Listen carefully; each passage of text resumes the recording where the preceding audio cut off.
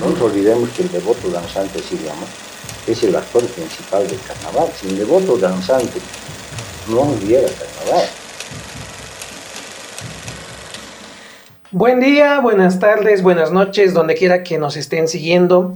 Les doy la bienvenida a una sesión más de nuestro Calvario, donde vamos a hablar sobre temas diferentes a nuestro patrimonio cultural. Y en esta temporada estamos haciéndolo sobre el Carnaval de Oruro, obra maestra del patrimonio oral e intangible de la humanidad. Soy Miguel Ángel Foronda Calle y les mando un gran saludo desde Oruro, capital del folclore de Bolivia. Mi invitado el día de hoy, pues, ¿qué les puedo decir? Baila más de 50 años, participa de una institución muy emblemática del Carnaval de Oruro, conocida también como la Diablada de los Pijes o Caras, y pues lo dicen de cariño como afecto Osito o también Machimbre. Ya hablaremos sobre eso un poquito más adelante. Don Roberto, bienvenido, ¿cómo se encuentra usted? Gracias Buenas por estar con noches. nosotros. Bueno, agradecido por la posibilidad de compartir algunos momentos sobre temas especialmente de la institución a la cual pertenezco y también el carnaval, que en realidad son mis dos pasiones. Claro que sí, don Roberto. Gracias por estar acá con nosotros. Vamos a ir hablando entonces de diversos temas. Y bueno, como es tradicional y también en algún momento salimos, vamos a empezar esta charla con una ñufla, como le decimos nosotros. Y le invito a que se sirva y que nos acompañe hoy en esta charla para que podamos un poco recordar lo que es la historia de la fraternidad artística y cultural La Diablada a través de su voz. Muchas gracias. Salud. Salud. Salud, salud. Bien, empecemos con una primera pregunta básica. ¿Quién es don Roberto Illanes? ¿Cómo usted se presentaría hacia la audiencia? Bueno, obviamente que lo único que puedo decir es que soy una persona que ha crecido de una familia humilde, ¿cierto? Me ha acogido la institución porque no es como alguna vez dicen que la fraternidad es muy elitista, en fin, que evidentemente se esmera en hacer muchas cosas, pero sí tuvo la virtud, como digo siempre, de mezclar las clases sociales, o sea, incluir, fue siempre incluyente. Para decir que no tuve ningún problema de poder ingresar, sí ha habido amigos que me llevaron a esta institución. Y bueno, soy una persona que siempre ha buscado superarse, como todas las personas, trabajar, eso es lo más importante, porque si no hay trabajo, evidentemente no hay, ¿verdad? No se puede llegar a nada. Y obviamente con la bendición de la mamita, estoy acá a estas alturas de mi edad, aún todavía con ganas de seguir adelante, mientras siempre digo, Dios me dé vida. Bien. Don Roberto, una pregunta importante en este diálogo es, ¿cuál es el momento en el cual usted empieza a formar parte del Carnaval de Oruro? ¿Cómo se produce ello? Bueno, en principio, mi niñez no la pasé aquí. Yo evidentemente nací acá en Oruro por problemas familiares, la pérdida de mi señor padre falleció, entonces hizo que yo migré con unos tíos a Cochabamba. Y en Cochabamba ya escuchaba sobre el carnaval de Oruro, porque sí, con el tío que vivía, tenía un compadre que era orureño. Y él se ufanaba en bailar los diablados, o sea, se afanaba y bueno, ahí vi la primera vez de pequeño, es decir, con uso de razón. Y claro, también allí pude ver lo que es la diablada bata de Quillacollo. O sea, era incipiente, obviamente, en aquel tiempo la festividad de Urcupiña, que tuve la oportunidad de ver. Y bueno, terminé la escuela allí, hice toda la escuela, volví y a mis 13 años y empecé a ver el carnaval. Y claro, no tenía, como se dice, idea de qué diabladas existían, para mí era solo diablada. Y bueno, a partir de ahí ya soñaba en vestir de capa. Ya. Hay una institución que sí tenía buenas capas y miraba y decía, algún rato me voy a vestir. Ya empezó ahí la pasión por querer vestirse Sí, de diablo. entonces de esa manera estaba en colegio y tenía unos amigos y había otro amigo que ya pertenecía a la tradicional Oruro, al buzo verde, y él me habló de la diablada y de esa manera empecé.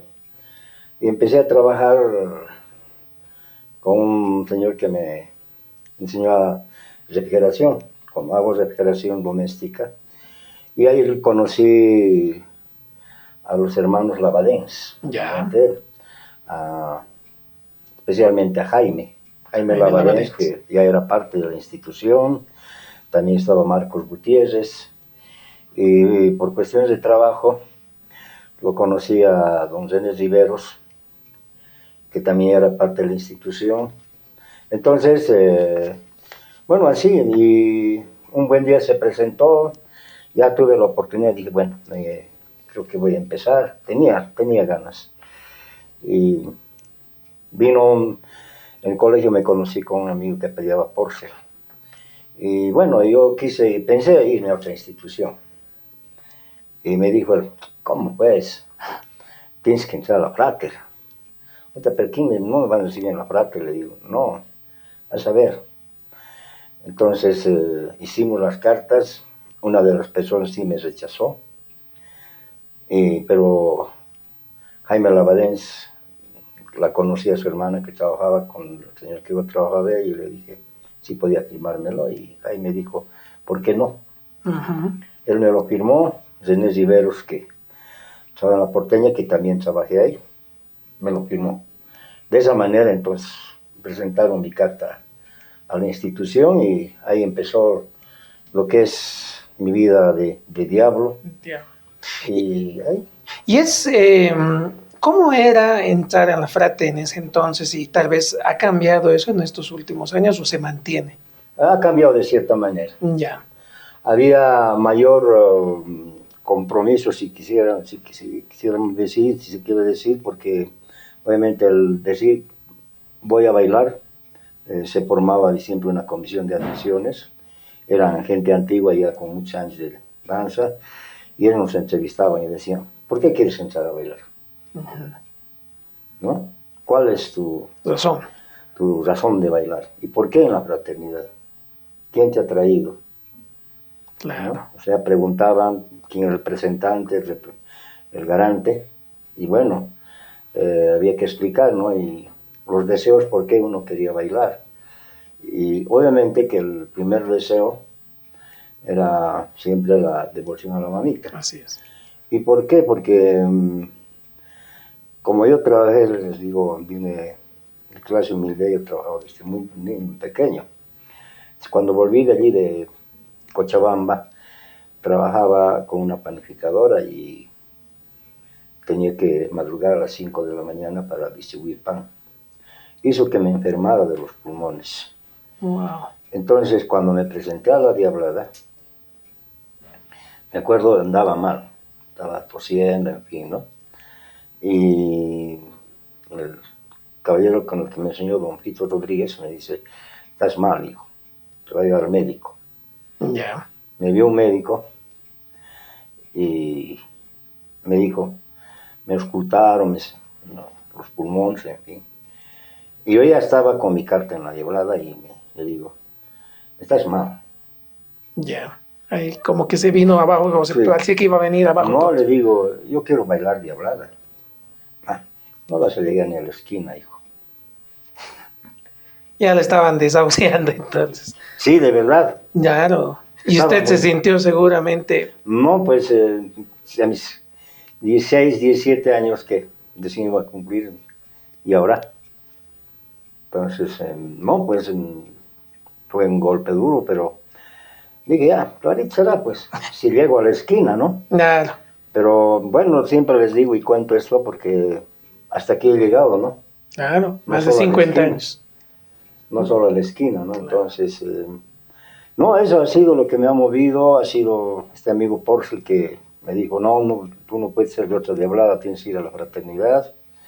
Bueno, Jaime Lavadens, que fue el primero en brindarse, en firmármelo, y don René Riveros, que agradezco mucho, quienes que hicieron posible mi ingreso a esta institución tan grande, y con el tiempo sí me di cuenta de que a qué institución había ingresado, ¿cierto? Claro. Y ahí nace cabalmente mi pasión por esta institución, a la cual siempre digo, si me hablan de diablada, siempre voy a defender o voy a hablar siempre de la Frater, Y si me hablan del carnaval de Oruro. La Diablada entonces se ha vuelto una parte esencial de su vida. Sí. Y en todo caso, siguiendo con esta breve reseña, ¿cómo se involucra la familia, su familia, en el quehacer folclórico y en el quehacer de la Diablada? Mi familia, mis hermanos que no se la creían, porque decían cómo están aceptando la frate, es algo extraordinario. Entonces, sí, me ayudaron de alguna manera, sí me dieron su apoyo. Y tanto es así que también uno de mis hermanos fue parte del carnaval de Oruro con los Reyes de la Tuntuna, que se llamaba de nada. Ahí empezó a bailar, bailó unos buenos años y sí, nos involucramos totalmente. Al principio tal vez mis hermanos me retaseaban un poco su ayuda, me decían, porque había que el disfraz de coser, pero bueno, igual, me dieron su apoyo. Y bueno, transcurrieron los años, me casé, mi esposa me entendió, me dio su gran apoyo y hasta ahora. Tanto es así que mis dos pequeños, los digo así, que son grandes, son parte de esta institución, ya van a cumplir 30 años de danza también. Han ingresado en 96 ya. Toda una vida también, ¿no? Sí. ¿Y su esposa cómo se involucra? ¿Ha bailado? ¿Les ha ido? Por ejemplo, a veces el rol de las mujeres va variando en esto, ¿no? Forman parte de la institución. O también una cosa que a veces no siempre se cuenta es cómo ayuda al preparar el traje también. No, desde que me casé, sí me ayudó bastante. Al principio tal vez pensó que iba a dejar, pero continuó. Tanto así que nació el primer hijo, y ya cerca de carnaval, nació en diciembre, estaba muy pequeñito para carnaval, y pasamos esa fiesta en carnaval en la casa de los Siles, en la calle Brasil, entre la Montesinos y la Herrera, y lo llevamos a mi pequeño en brazos. Ya. Ya lo va a usar. Ahí está un diablito, sí tiene que ser un diablito. Y yo no, ese rato ni pensé, pues que a estas alturas ahora el diablito que lo llevé esa vez viene sacrificadamente de Santa Cruz a bailar cada fin de semana, a ensayar. Ahora mismo ha retornado, o sea que totalmente el apoyo de mi esposa es grande. O sea, ella es más afanada en que estén las cosas listas, desde ahora ya está preparando, revisando qué es lo que hay que reparar o hay que mandar a hacer. Es decir, si bien no baila, pero es parte importante, yo digo muy importante, para que yo continúe y mis hijos también estén ahora ahí, porque ella sí es realmente la que nos impulsa con muchas cosas y ahora mismo está preocupada ya por el carnaval. O sea que Claro, es una pieza fundamental entonces en la preparación para el carnaval. Bien, entonces en esta primera parte hemos conocido un poco sobre don Roberto, cómo ha ingresado a la Diablada, cuáles han sido sus principales sentimientos y cómo su familia se involucra. Cuando volvamos vamos a hablar ya un poco de la fraternidad como tal, porque 50 años lo vuelve a don Roberto Parada autorizada para contarnos parte de la historia de la institución y las tradiciones que tiene. Entonces volvemos en serio.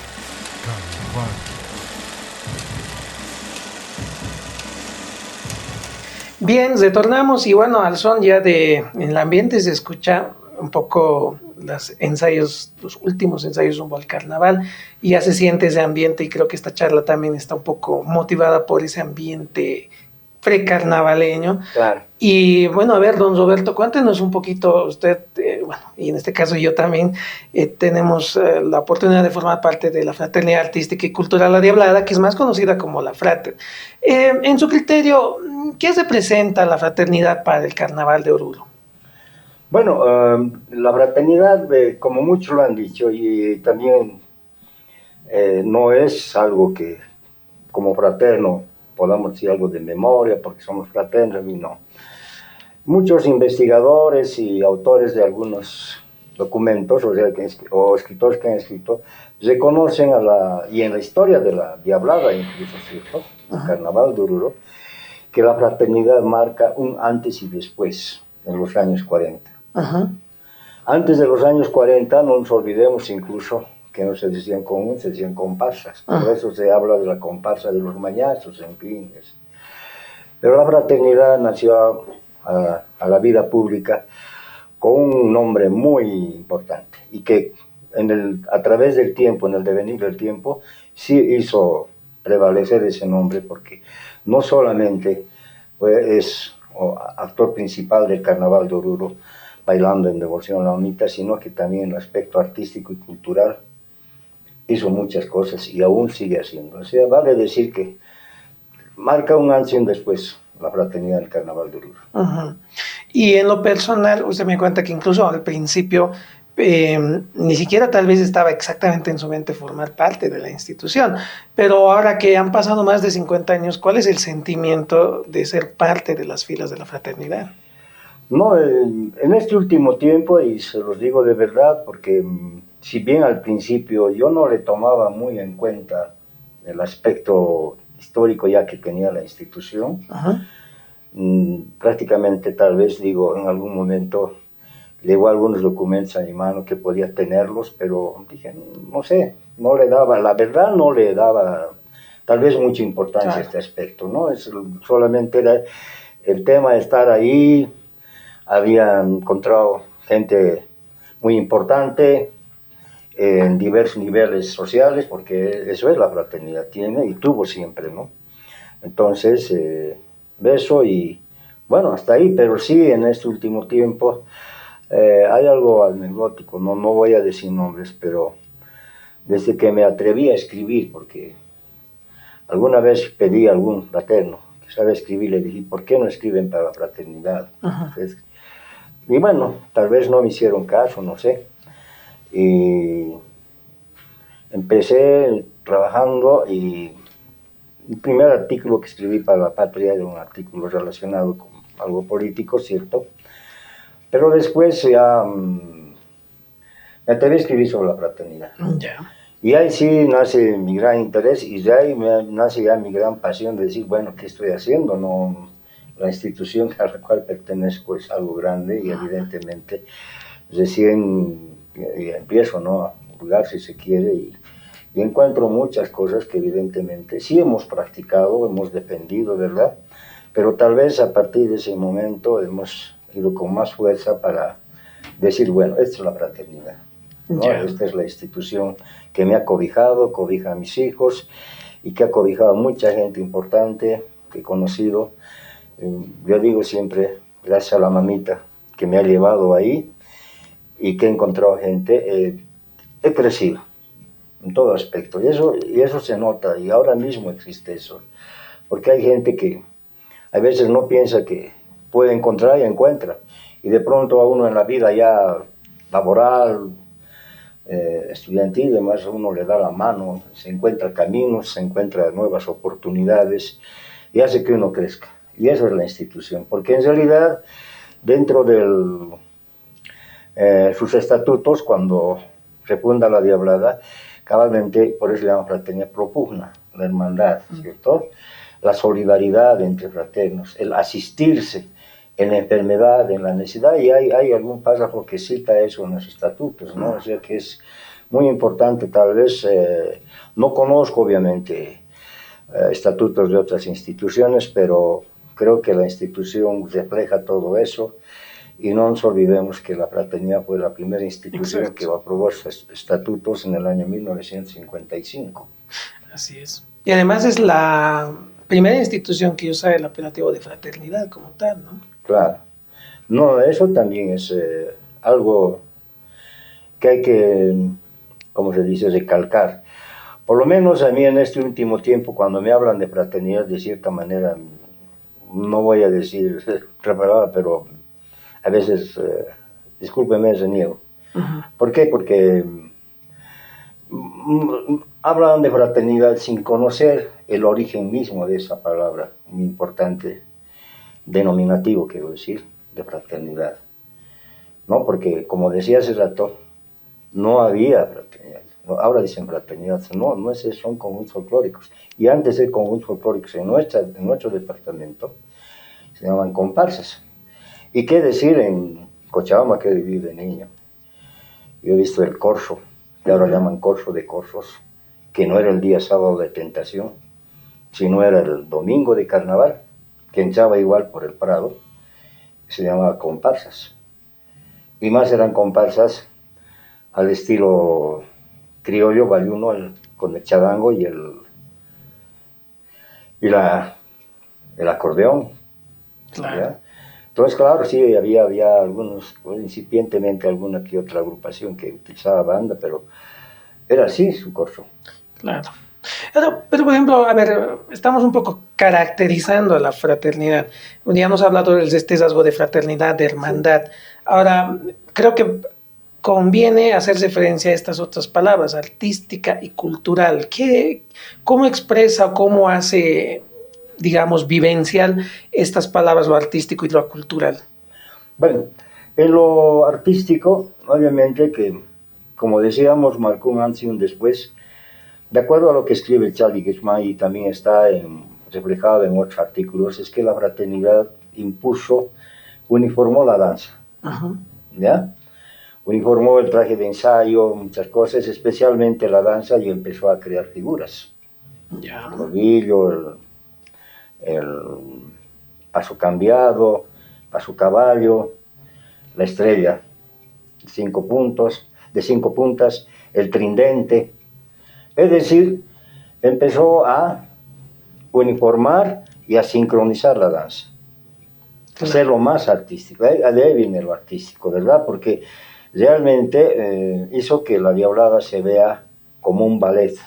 Eso es lo que nos decían, ¿no? Como un ballet callejero, porque no es fácil igualar o sincronizar pasos de una cantidad de 100 danzarines, por ejemplo. Pero sí, la fraternidad logró este aspecto y de esa manera mostró de que se podía uniformar la danza, porque según se explica es que antes se bailaba a su manera y todos bailaban, podían dar vuelta a un lado, al otro lado. La misma prosa es prácticamente creación de la Diablada, ese ritmo cadencioso con el pañuelo, ¿no? De un lado a otro lado. Entonces, eso, por ejemplo, lo hace, ya evidentemente lo hace más, ¿cómo se diría? Si se quiere, más técnico, o sea, más elaborado, la danza, la danza más elaborada, y que obviamente llamó la atención en aquel entonces de la gente que espectaba y decían, bueno, esto parece un ballet. Claro. Y ahí hay otro tema importante que caracteriza la frate, que es el tema de la disciplina. Eso sí, muy importante. La disciplina sí es parte fundamental de la institución y hasta ahora mismo llama la atención y es signo de admiración de muchas otras entidades similares, incluso que dicen, bueno, pues la frase hay algo hay que, y yo sí tengo una anécdota de un folclorista, no sé si puedo mencionar la institución, claro, de la Ferroviario, un paz presidente que ya falleció, don René Morales, si no me equivoco. Raúl Morales. Me dijo un día de que, no, si algo hay que, fraternito, me decía, si algo admiramos de ustedes es que están bien disciplinados. O sea, reconocen, y muchos reconocen, de que la institución es muy disciplinada. Claro. Y también, hablando del plano artístico, obviamente, hay que hablar, pues, la primera coronación de la predilecta de la fraternidad del año 1945 en el Teatro Imperio se dice, 8 de febrero, no sé si me equivoco, pero está así escrito por Charlie Guzmán, de Susi Bigman, ¿no? Entonces, porque era una velada vernacular donde se mostró danza, relato, y ahí viene lo artístico, ¿verdad? Porque no es como alguna gente piensa de una pasarela y pasan las candidatas y bueno, y se elige a la más agraciada o a la más, en fin. Pero no, en este caso obviamente la fraternidad elige en aquel tiempo se dice que se elegía entre damitas de la sociedad de aquel entonces. Por eso el apellido incluso no llama la atención, Bigman. Claro. Elena Merrick, una de ellas, ¿cierto? Así es. En los últimos tiempos. Es decir, había eso. Entonces, pero sí, ¿cómo se hacía la coronación? Era obviamente una velada vernacular que se llamaba, ¿no? con poeta laureado, con pajes, vestidos de diablo, portacorona, en fin. Y que sigue hasta la fecha, ¿no? Sigue haciéndose, y en teatro. Ajá. El relato de la Deada. Y el relato de la Deada viene a complementar también el plano artístico, que fue la Fraternidad la primera institución a llevar al teatro. Claro. Y no nos olvidemos que también el mismo relato fue adecuado para la Fraternidad, si no me equivoco, por Ulises, no es Ulises, es Mendizábal. Ulises Peláez. Sí, Ulises Peláez, ¿no? Sí, sí. Entonces, es decir que ahí podríamos decir, hace, si se quiere, gala de lo que es, hace honor a lo que es artística, ¿no? O sea, en el plano artístico sí ha hecho muchas cosas la institución, pues hablamos respecto a la danza, a la coreografía, respecto a la implementación, digo, de teatro, la velada vernacular, todo aquello, ¿no? Sí. ¿Y lo cultural? Y lo cultural, bueno, ha sido una de las instituciones que sí ha tenido siendo este principio publicaciones, revistas. Hay una revista por 25 años, que ya es la primera vez, una de las primeras veces que salió una revista con temas y artículos del Carnaval de Oruro, escrito por don José Elmo Murillo Bacasés, incluye un artículo, si no me equivoco, y varios otros artículos, Alberto Guerra Gutiérrez. Entonces sí, le dio también en ese aspecto mucha importancia. Y para ¿qué se llama? Si se quiere refrendar este hecho, que mucha gente no lo toma en cuenta, por eso que escribimos algún artículo, que no lo traje ahora, es que el año 96, cuando se hizo la recuperación de la peregrinación de la entrada de cirios de la Virgen de la Candelaria, al mismo tiempo se lanzó un concurso literario, sí, que ganó Zenobio Calizaya, que decía la minería, la Candelaria y la Diablada. Así es. Sí. Entonces, sí, obviamente en el tema cultural también es fuerte su participación, y ni qué decir, año tras año, siempre editando revistas. En este último tiempo también sacó un libro con participación en la presidencia de Patricia Lafuente. Exacto. Y también cuando Enrique Jiménez estaba, sacamos 2 revistas en la cual hemos participado, incluso en 2 idiomas. Claro. Es decir, sí, en el plano cultural ha hecho bastante. Hay un gran aporte, ¿no? Por lo que usted dedica, por las publicaciones que son, yo diría, de manera constante. Yo diría que la Fraternidad en este caso tiene un patrimonio de publicaciones que le ha dado al Carnaval de Oruro de diferentes ángulos. Pero hay otro tema, don Roberto, que hablando de las características de la fraternidad, su indumentaria. ¿Qué podemos decir de la indumentaria de los fraternos? Empecemos por las características de las caretas y el uso del color del buzo incluso, ¿no? Respecto al buzo, no tengo no sé si se quiere algo concreto, pero sé que desde el principio se usó el buzo blanco. Tanto es así que el zigzag rojo que utilizamos tiene su significado. Y vuelvo a nombrar a Charlie porque, como digo, es el que se ha dedicado a investigar, prácticamente ha buscado mucho. El zigzag es el agua y el arriba y abajo, ¿cierto?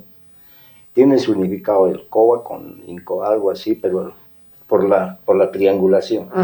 Claro, hay una significación ahí. Entonces, hace así la característica de la fraternidad, que siempre fue buzo blanco. Alguna vez alguien me reclamó, yo dije, porque hay una situación acá, ¿no? La fraternidad a través del tiempo creó otro buzo, no solamente uno, 2. Ya. El buzo naranja se estrenó en la 4ª sesión mundial de teatro en Caracas, Venezuela, en el año 1978, al cual fue invitada la institución cabalmente por el aspecto artístico y cultural, porque decimos teatro, la 4ª sesión de teatro, ¿verdad? ¿Por qué? Por el relato, en fin, por aquello fue invitado, porque se fijaron que la institución obviamente era pues una institución que sí encajaba en este aspecto. Entonces, para esa vez, Marcelino Murillo de presidente, dijo, ¿qué hacemos? Tenemos que innovar algo, podemos para mostrar. Entonces se implementó el buzo naranja, ese naranja, pero en aquel tiempo estaba apareciendo este naranja fosforescente, ¿no? Vivo. Entonces fue de esa vez la creación, o sea, la implementación del buzo naranja con el zigzag negro y bota negra. Este estrenó allí, además de los pañuelos doble cara, laterales, porque solamente era simple. El bordado afuera, pero por dentro no había.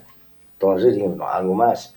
Entonces, de esa manera también los paños laterales se implementaron para cabalmente causar mayor sensación y mostrar que realmente había bastante fuerza. Y de esa manera el buzo naranja utilizamos. Pasó los años, lo utilizábamos el domingo de carnaval, pero como siempre los tiempos cambian, directorios cambian, vino un directorio y dijo, no, pero ¿por qué no? Nosotros somos blancos y vamos a volver al blanco. Dejamos de usar y al poco tiempo aparece la Diablada de los Mañazos con el buzo naranja. ¿No? O sea, la Frate entonces sería la primera institución que usó el naranja. Claro. El naranja, el vivo, ¿no? Obviamente que por el pasar del tiempo seguramente no encontraron la misma tela, pero no es tan vivo el naranja que utilizan pero sí naranja. Entonces, de esa manera, porque el buzo de la Diablada de los Mañazos era rosado. Sí, así es. ¿No? Entonces, y prácticamente se apropiaron. No hay otra cosa. Entonces yo reclamé a un fraterno, subí una charla y dije, se han apropiado. Y me respondió, pero nosotros hemos apropiado del blanco. ¿Cuál blanco? Que hay evidentemente esa ¿cómo se dice?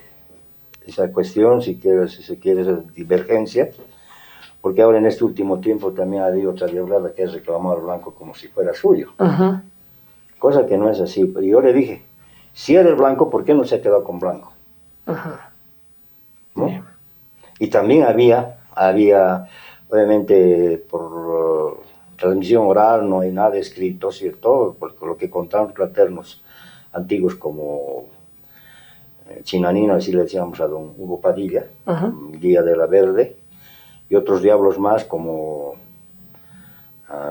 fraterno Tito Aranda, que decían que el buzo rojo que utiliza la ferroviaria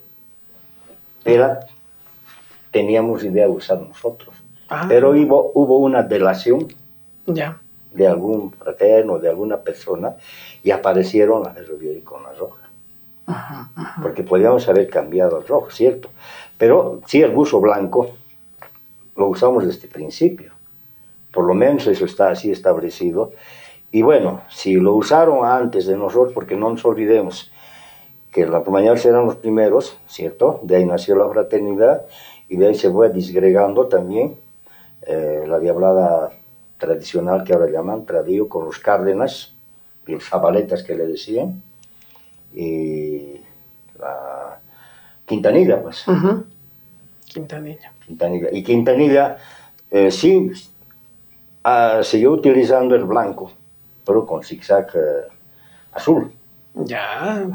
Pero sí, la fraternidad se quedó con el rojo y es tanta su trascendencia en imágenes que obviamente que si ve uno buzo blanco con zigzag rojo, ya todo el mundo sabe que es la fraternidad. Así es. Que en el interior del país han utilizado mucho, cierto.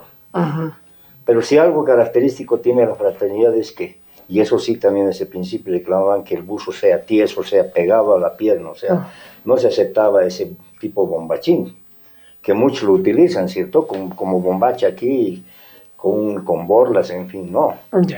El diablo de la fraternidad es bien simétrico, o sea, es bien tallado, si se quiere, al cuerpo del buzo. Esa es la característica de la fraternidad, o sea que por eso es que el buzo blanco lo caracteriza tanto que realmente, como les digo, especialmente cuando apareció ya la imagen a colores, es más deslumbrante todavía por la combinación de pañuelos, en fin, que también esto hay que aclarar. Los primeros españoles se dice, y no solamente Charlie lo escribe. Un día hubo, un año hubo ¿Discusión? No, sino en la presidencia de Mazzolino también fue. Ya. Hicimos ¿cómo se dice? Cuando hay, no es verbena, es velada, ¿no? Cuando se cuenta conjuntos se hace una Peña. peña folclórica. Ya, una peña. Se organizó en el Hotel Edén. Ya. Entonces, también estaban apareciendo esa vez los papeles de colores, los fosforescentes, bueno, eso también es otro pasaje de ahí, pero a lo que voy es que ahí lo contrataron para que sea parte del espectáculo y bueno, amenice la fiesta a don Pepe González. Ya, Pepe González. Pepito González, que así lo llamaban, que era organista y fraterno, además que había sido antes. Ya. Entonces, en el transcurso de la velada, en la peña, hicimos amistad, no lo conocía mucho yo, hablamos y me empezó a cantar. Me habló de los pañuelos. Ya. Y me dijo concretamente, los primeros pañuelos que la fraternidad tuvo bordados, lo hicieron las hermanas del convento Santana. Ahí se bordaron, las monjas del convento Santana, o sea, del colegio Santana. Ya. ¿Y hay algunas diferencias de año, tal vez, o aproximación? Sí, puede ser. Yo creo que, bueno, Charlie lo escribe concretamente, pero es ya en los 50 cabalmente, pues. Ya. ¿No? Los Kiwicha-Vizcaza, que eran prácticamente, si se quiere, han sido personajes que han innovado la careta, muchas cosas, ¿no? Y en este tema de los buzos, nos está faltando el dorado también, ¿no? Que es igual. Que se creó en la presidencia de Omar Navía en el 2005, 4, 5. Ya. Que fue idea de Omar Navía, el buzo dorado, que también lo utilizamos para el día domingo, varios años, con la bota negra, pero que también, por razones, ya digo, siempre a veces, como en cualquier institución grande, siempre hay divergencias y demás, y algunos tradicionalistas, y siempre a veces en algún momento somos fundamentalistas, ¿no? De decir, no, blanco y blanco nomás. Entonces también dejamos un añito, 2 añitos y automáticamente aparecen en un video los eucas con Taimanta con el buzo naranja. Dorado, el buzo dorado. ¿No? Dorado, perdón. Claro. Los que son los eucas y la diablada de eucaliptus, que bailan en La Paz, pese a que son de Oruro, porque no nos olvidamos que eucaliptus pertenece al departamento de Oruro. Claro. Bueno, entonces ahí hay una historia, ¿no? El buzo blanco, que es con el que nace la frate, y digamos que la característica ahí es el zigzag, ¿no? Que ya un poco nos ha explicado. Viene el buzo naranja después y finalmente el dorado para también mantener una tradición del buzo blanco con zigzag, que eso es importante mencionarlo. Hay muchos elementos entonces que van caracterizando a la fraternidad. Para cerrar esta parte, don Roberto, quizás en estos más de 50 años que usted está bailando, han habido muchas personalidades que han pasado por las filas de la fraternidad. Tal vez me gustaría recordar o mencionar algunas de estas personas. Bueno, sí, las primeras personas que he conocido, ya algunos que en paz descansen, fallecidos, por ejemplo, desde el Ángel, ¿no? Que era don Guillermo Arias, que le decíamos tenía apelativo de Cachilo Arias, así lo llamaban él. El ángel principal, un guía principal, yo digo siempre uno de los mejores guías, sino el mejor guía que tuve en la fila verde, porque yo soy de la fila verde, don Ricardo Céspedes, el mecánico por si acaso, ¿sí? Y después también a Chinanina, que era su trasguía aquella vez, Hugo Padilla, ¿verdad? Se llamaba, pero decían Chinanina, después a Lucho Arellano, que era muy conocido, basquetbolista, deportista, además que era muy aficionado al canto, ¿no? A Marcelo Vallá, ahora que está un poco delicado de salud, ¿cierto? Que le llamamos Banano. En la fila verde estoy nombrando a ellos principalmente. Después estaba Marcelo Bazero. Después estaba Pocho Sandoval, Freddy Siles, que le llamamos Cachisiles. Después había un cochabambino que se decían Cheque, era Rubén Reyes, Donato Quintana, Mauro López, después Freddy Garfias. En realidad son los que más recuerdo, obviamente que sí, más personas. Freddy Yang, que hasta este último, ¿cierto? Que ingresó 2 años antes que yo a la fraternidad, cumplió 3 años el año que ingresé. Juan Carlos Limache, Celestino Encinas, Hugo Vázquez, que también en paz descanse. Ya. Sí, en realidad, eso era en la fila verde, los que más me acuerdo. Pulmón, Julio Telles, Ya. que le decíamos Pulmón. ¿Por qué pulmón? Porque tenía así como ahí un poquito de jorobita y un poco agachadito, entonces ya. Pulmón. Le Ya. decíamos Pulmón de cariño. Pulmón. Hay un sinfín de personas, ¿no? Y recuerdos con todos ellos. Y en la roja estaban, pues, Luis Sandoval, Pocho Sandoval, que es en Veneno, Oscar Keller, Juan Jobré, Jaime Vergara, Ya. José Choque, David Parra. Excelente. ¿No? Edgar Peña, que le decíamos Guabicho. ¿Por qué le decíamos Guabicho? Porque le gustaban los tragos, y cuando no había tragos se conseguía una lata rosada, entonces como era marca Guavirá, entonces Guabicho le decían. Bien, le invito a que se sirva nuestra ñufla, don Roberto. Y bueno, cesamos esta parte y luego ya entramos a hablar un poco sobre las tradiciones que tiene la fraternidad. Entonces volvemos enseguida para seguir conversando con don Roberto.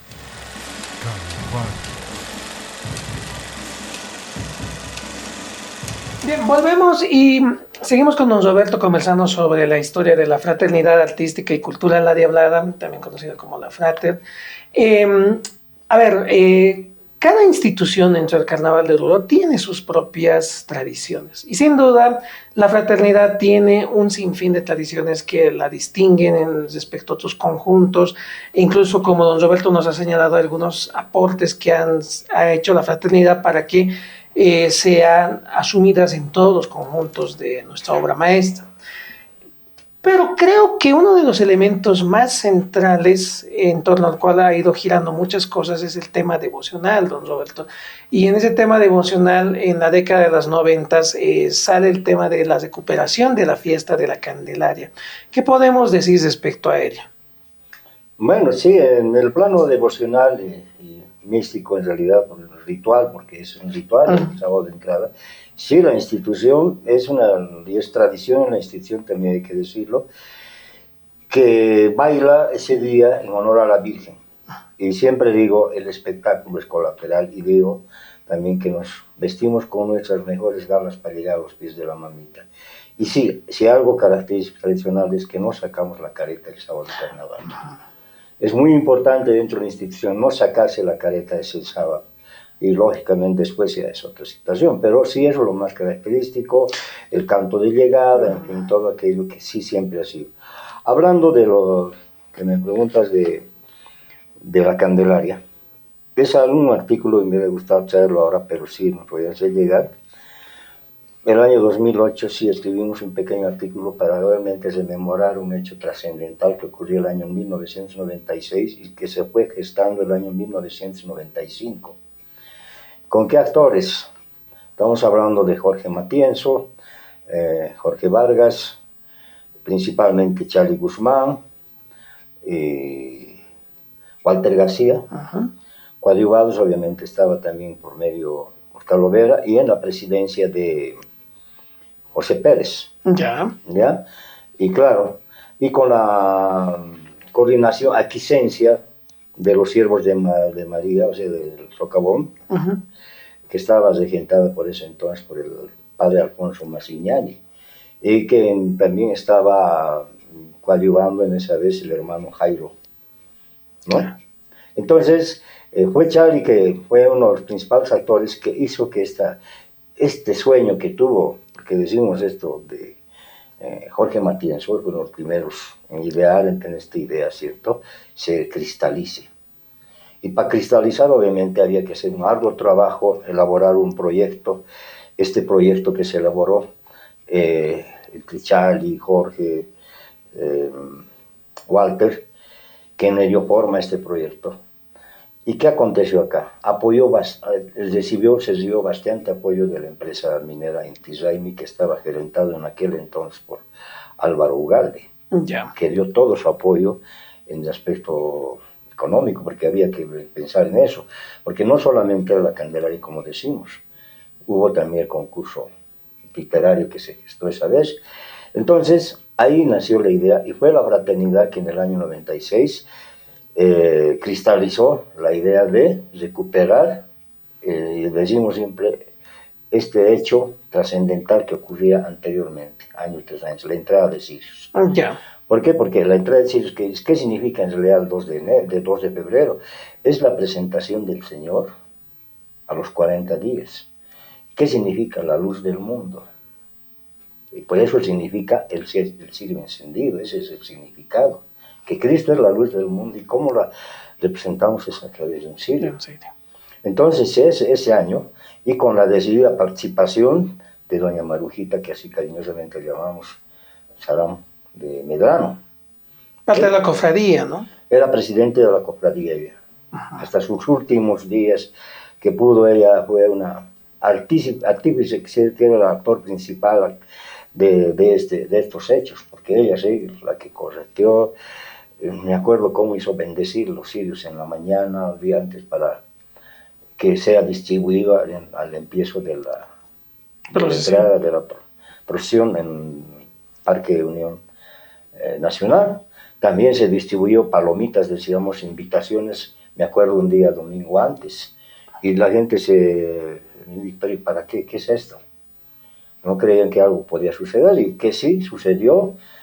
Las primeras partes no había tanta gente como ahora hay, evidentemente, pero ahí nació el año 96. Es decir, fue la fraternidad realmente, por eso es que escribimos, como les digo, en el artículo, donde incluso mencionamos las resoluciones que había de la alcaldía, de la prefectura, que había disposiciones incluso que no se podía consumir bebidas alcohólicas. Se declaró Día de la Espiritualidad, se llama, ¿verdad? ¿No? Entonces, que están esas disposiciones, y también la fraternidad participó de gran manera, tanto es así que se armó arcos, bailamos, bajamos hasta la prefectura, ingresamos a la prefectura la primera vez. El primer año, el 96. Sí, el 96, sí. De esa manera se gestó, y a partir, después del siguiente año, también a través de Walter García, es que la fraternidad se convirtió en pasante perpetuo de la fiesta de la Candelaria. ¿Y qué implica esto, no? Esto de la pasantía a perpetuidad. Es que en realidad el día de como sabemos, la mamita, la Virgen es una sola, con diferentes advocaciones, llamamos, o apariciones o nombres en distintos lugares, pero en realidad es una sola, es la Virgen de la Candelaria. Entonces su fiesta, cabalmente, es el 2 de febrero. Y es ahí donde se la festeja. Y si nosotros bailamos en carnaval, porque podríamos bailar como en Perú, en Puno lo hacen el 2 de febrero. ¿Pero por qué? Porque se dice que los primeros danzantes del diablo, los mineros, no podían bailar un día que no sea feriado, o sea, día de descanso. Y el único día de descanso del carnaval, el primer día era sábado de carnaval. Se dice que se agarraban la tinca, después de hacer la chaya, el ritual correspondiente por la mina, en fin, se colgaban el pañuelo, se amarraban el pañuelo y empezaban a bailar. Entonces, sí, ese día, entonces, por eso es el significado grande de la Candelaria. Y como vuelvo a decir, es la presentación del Señor a los 40 días de su nacimiento. Ahora, don Roberto, imaginemos, a ver, yo le invito un poco a viajar en la máquina del tiempo, como decimos. ¿Usted cómo recuerda que fue ese primer año de la fiesta de la Candelaria? ¿Cómo estaban las calles? ¿Cómo fue la gente? ¿Cómo estaban los fraternos incluso, ¿no? ¿Cuál fue esa sensación de esa primera vez o después de mucho tiempo esa recuperación que se dio? No, se creó tal expectativa dentro de la institución, tanto es así que fraternos, como a través de, ¿cómo se dice?, de la amistad y la cercanía, hay que decirlo, en aquel entonces nadie quería decir quién había donado, se sacó afiches incluso. Ya. Quien hizo esos afiches fue Marcos Gutiérrez, que era un fraterno antiguo. Entonces, él colaboraba con esto y se distribuyó, como digamos, las invitaciones, los afiches, en fin, y se creó expectativa en mi mente. Y sí había esa curiosidad de saber de qué se trataba y cómo iba a suceder por primera vez. Y sí, nos pusimos el traje de ensayo, incluso, si no me equivoco, sí, verdad que sí, nos pusimos algunos, ya existían las chamarras, y de las chamarras también es algo extraordinario, es la primera institución que empezó a faccionar poleras, chamarras, en fin, aparte del uniforme de ensayo. Entonces sí nos pusimos, eran las chamarras rojas, si no me equivoco, sí era. Es que se creó sí una gran expectativa, esa ansiedad de llegar a la mamita con los cirios encendidos. Sí, fue algo extraordinario, bonito y admirable, que además también se organizó altares en el recorrido. Claro. ¿No? Para que al pasar la procesión se haya bendiciendo estas imágenes, se haga oraciones, es decir, fue algo extraordinario, muy bonito, y que a través del tiempo, siempre digo, y lo escribí así, es patrimonio de todos los sureños, porque es algo extraordinario, que recuperamos la espiritualidad que se fue perdiendo y se sigue perdiendo en este tiempo. Por eso que también, ahora me olvidé de traer ese artículo, que hemos presentado una propuesta para cabalmente mejorar. Bueno, no sé si usted recuerda con más precisión, no sé si fue el primero o los primeros años, incluso creo que se sacó la imagen del santuario, ¿no? Pero también se tejieron muchas ideas o incluso leyendas de que llovió y que había una molestia de la Virgen. No sé si algo de eso ustedes recuerdan. No, la lluvia vino después a los años, ¿no? Ese día no llovió, no hubo lluvia. Llovió cuando cabalmente llegaron, y me acuerdo, ya el año no me acuerdo, pero a los pocos años vinieron de distintas regiones, especialmente Cochabamba, obispos, en fin, vinieron prelados, ¿cierto? Estaban participando, y se echó una lluvia torrencial, pero que nos hizo escapar a medio mundo. Pero el primer año no. Ahora, lo que yo sé que es una réplica de la mamita, lo que se llevó. Bien, otro elemento importante dentro de las tradiciones, don Roberto, bueno, ya hablamos de las predilectas, por ejemplo, pero otro aspecto que está vinculado a lo que es la preparación es el traje de ensayo, que usted lo está aportando en este momento.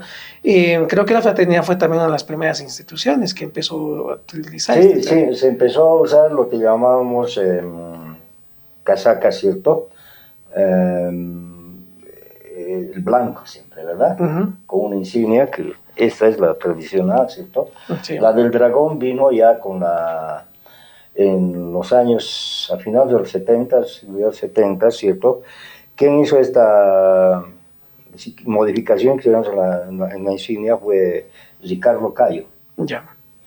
Sí, esto es lo que ahora llamamos guayabera. La guayabera. Pero en realidad la casaca blanca, y en realidad eran los primeros, incluso porque no había, eran camisas que las cosían por el centro, entonces manga corta. Pañuelo. Pañuelo de cuello, sí, empezaron a usar el pañuelo de cuello, y la gorra con la ñuquera, que también es creación de la fraternidad, o sea, la gorra roja, ¿no? Y que ahora todas las instituciones manejan, a excepción de los mañazos, el resto utiliza la gorra con la ñuquera, ¿no? Así es. Entonces sí, la fraternidad fue la que usó por primera vez, uniformó el traje de ensayo, tanto es así de que se mantiene en el tiempo su casaca blanca o guayabera, así llamamos ahora, pantalón negro, medias blancas, incluso eran calzados de charol, así. Ahora, claro, con el tiempo, pero es lo único. Y la escuela, que obviamente también fue implementado en su gestión. Bueno, ese es un elemento entonces que caracteriza, y es la impecabilidad del traje de ensayo, es otro que caracteriza, otro rasgo que caracteriza a la fraternidad.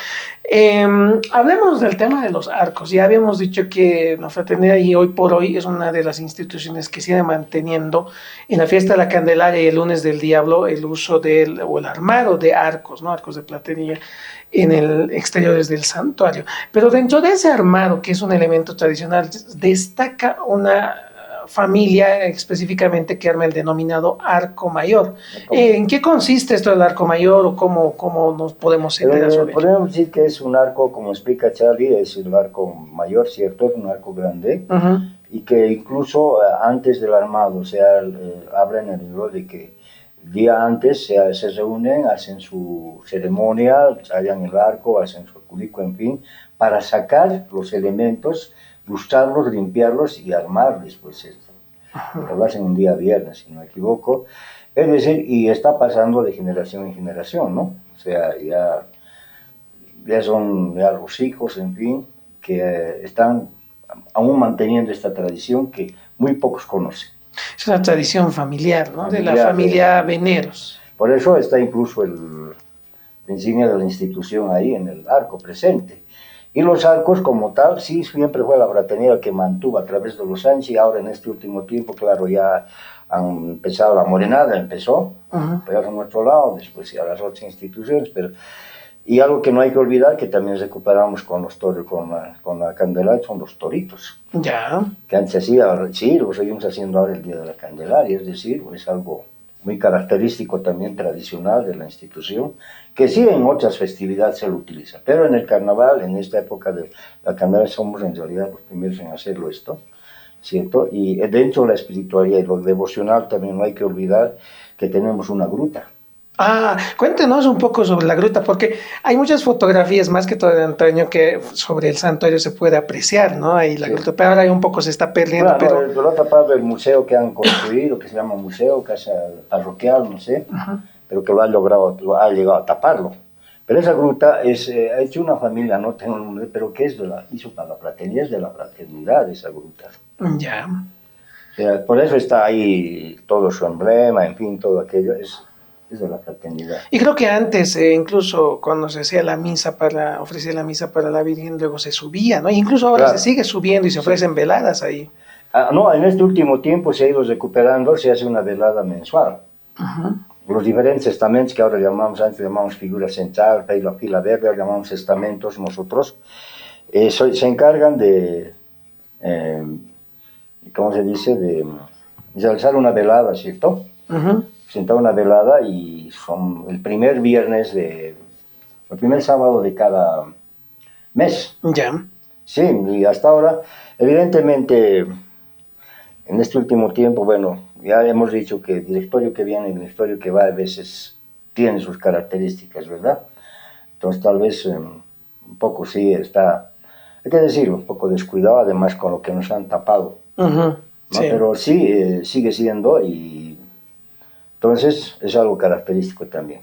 Y además hay fotos antiguas donde al bajar de la gruta, y en ese donde estaban las gradas siempre a la subida a la cruz, sí, hay fotos de la institución de los días domingos. Es algo también tradicional que la fraternidad tenga su cofradía. Es una de las primeras instituciones que tuvo su cofradía. Ya. Y cuando yo ingresé, por ejemplo, la cofradía se encargaba de presentar la misa, de contratar la misa, en fin, de buscar. Y después de eso había una chocolatada, un desayuno, que varias veces se lo hizo en la casa de algunas cofradas, y también se lo hizo en la escuelita que está al lado del socavón. Sí. La escuela Socavón. ¿Esto cuándo se daba? El domingo de convite, porque el convite empezaba en la tarde. Ya. Entonces eso, después de ofrecer la misa, sucedía todo esto que claro, sí, se ofrecía la misa, se subía a la gruta, el saludo a la mamita, y al bajar la fotografía, y bajando de ahí al chocolate. Claro, sí, hay muchas fotografías, ¿no? Digamos históricas, pero ya, bueno, ahora con el tiempo esto se ha ido perdiendo. Se ha ido perdiendo, ¿por qué? Porque obviamente ahora empieza a las 7 de la mañana, hay que estar pensando en el primer convite. Así es, así es. ¿No? Bien, uno de los elementos también que ha debido escuchar, y bueno, lo estamos poniendo en práctica, que es hablar de la ñufla también. ¿Qué podemos decir sobre la ñufla? En realidad la ñufla era jugo de limón, ¿cierto? Más limón, ya, con algo de aguardiente o singani, más fuertecito, esa era la ñufla. Ya. ¿Y qué significaba cuando se lo toman? ¿Cuál era el momento? El momento era de empezar, bueno, antes del ensayo, pero principalmente el sábado de carnaval, antes de empezar la entrada. Ya. ¿No? Porque hay canciones siempre que hablan de la ñufla. Ya. Y que la ñufla no era algo así como es, sino era más algo de jugo de limón, y sí, limón se utilizaba bastante con trago. ¿Y cuál era la función? Para elevar la emoción, darle emotividad, o sea, levantar al fraterno, ¿no? O sea, hacerlo reaccionar. Claro, pero hay que entender algo, la ñufla como tal no es algo que es todo el rato. No, bueno, la ñubla, al empezar, por eso también algo característico de la fraternidad es que no sacaba la careta. Ya, claro, ya sin poder sacar era O sea, imposible. no podías llegar. Entonces la ñubla era algo, pues, común, si se quiere, como un elixir, pues, tomar al principio que te daba fuerza, ganas y obviamente te levantaba, ¿no? Bien, bueno, Es vamos así, hasta ahora entonces. sigue siendo así, solo Así que es. ahora lo que pasa es que lo tomamos en 5 minutos, lo que antes se tomaba en 2 horas. Bien, retornamos enseguida para seguir hablando sobre la historia de la fraternidad.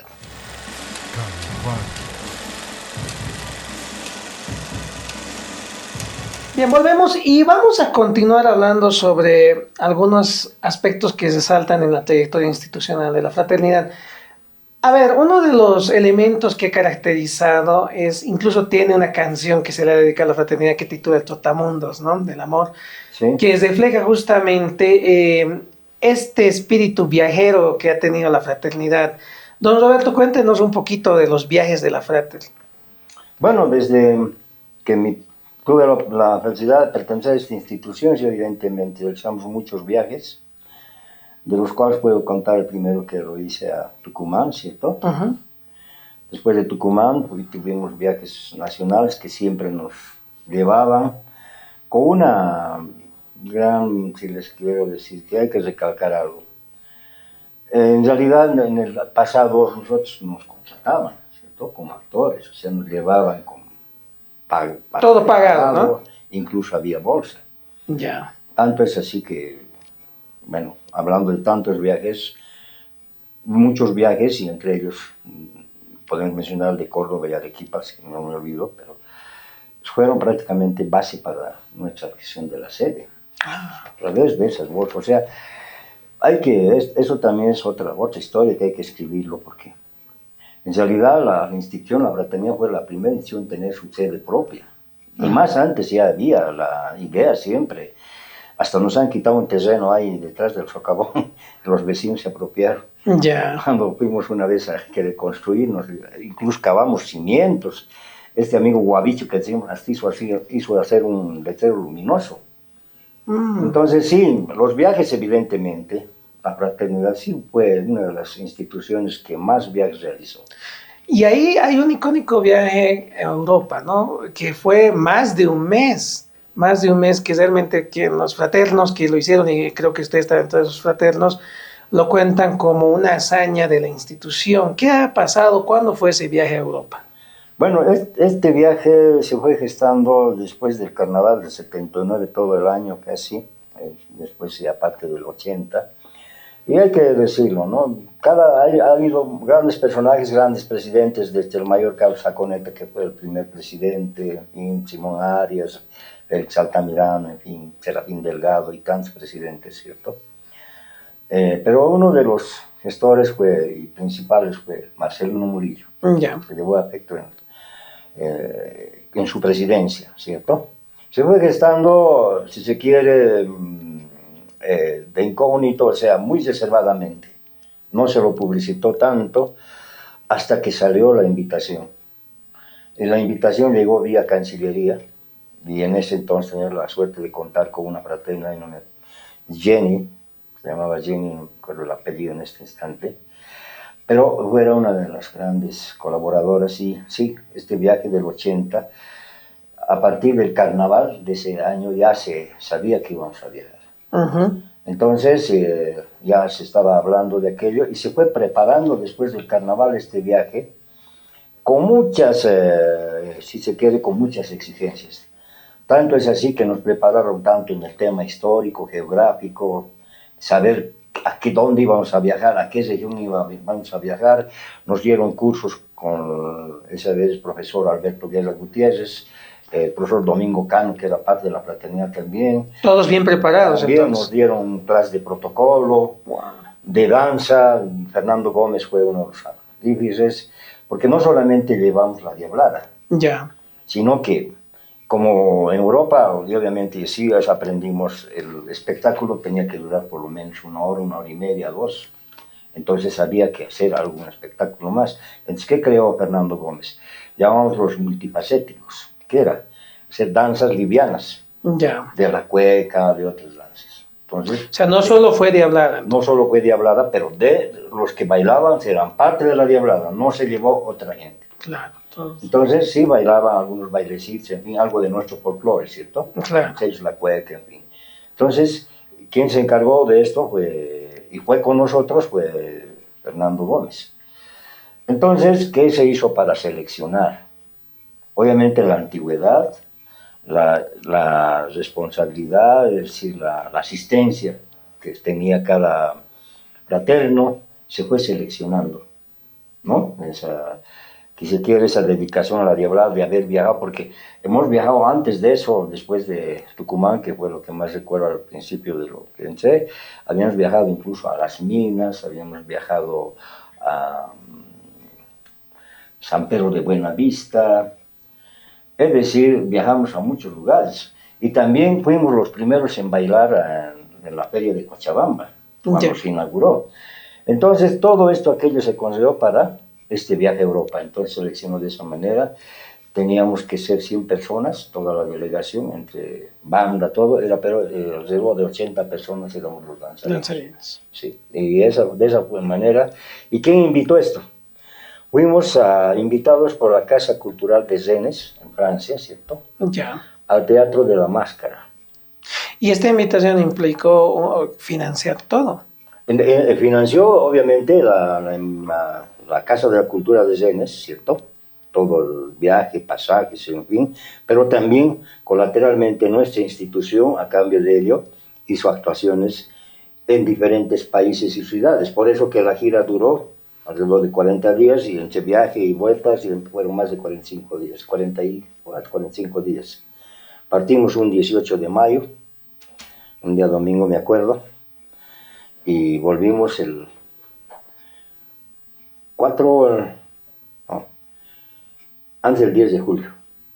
Se han perdido más de un mes en sus casas, los han debido querer matar. No, pues los que trabajaban pidieron permiso, yo aquel entonces trabajaba, tenía mis vacaciones, me daban mis vacaciones, claro. Y no, pues fue algo, y obviamente fue tan organizado que cada fraterno tenía la obligación incluso de hacer un depósito de garantía. ¿Por qué? No para que la institución, sino con la garantía de que todo fraterno debía tener para sus gastos.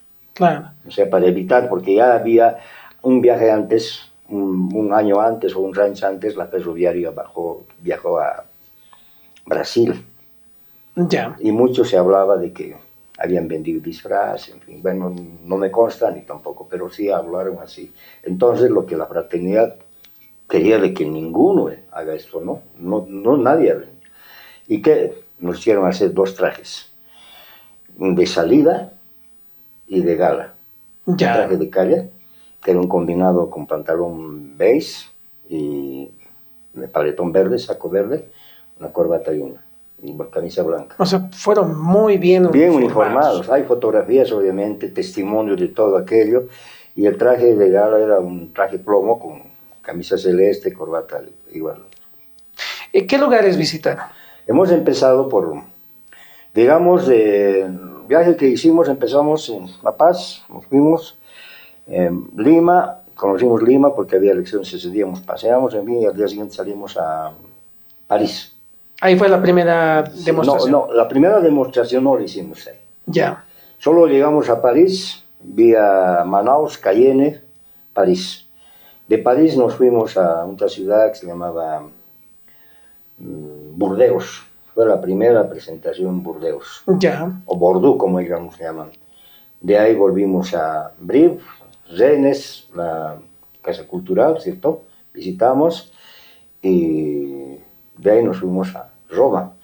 Pero estando en Francia, tuvimos la oportunidad extra, porque no estaba en el itinerario, fuimos al Santuario de Lourdes. Ya, qué interesante. De Burdeos nos fuimos al Santuario de Lourdes y de ahí pasamos a Brive, a Rennes y después volvimos a París y nos fuimos a Roma en un tren. Algo anecdótico, quisimos atrasar el tren. Ya, claro, y eso es imposible. A pecado, pues, allí. Claro. ¿Cuál es el motivo? Los organizadores no previeron que nosotros llevábamos cajas de este vuelo, ¿no? 60 por 60. Mandamos a hacer cajas de 60 por 60. porque las caretas más grandes, ¿no? Claro.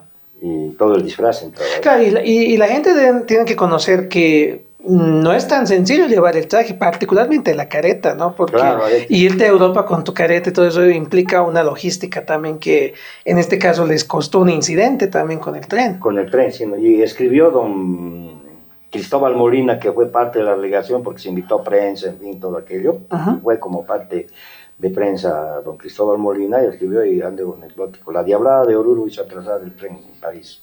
Ah, o sea que se atrasó el tren. Claro, hicimos atrasar el tren, pues, porque no podían subir las caretas, no prevén, entonces han metido como podían a los vagones, pues, Y se debieron romper varias caretas. ¿no? Pero sí, digamos, y también lo anecdótico, llegamos a Roma, quisimos visitar al Papa, pero resulta que el Papa se fue a París, entonces nos cruzamos con el Papa.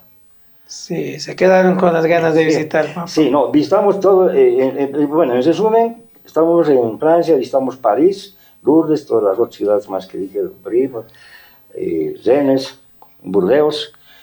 En Italia estuvimos en Roma, Asti, Milano, después Pesara, Imola.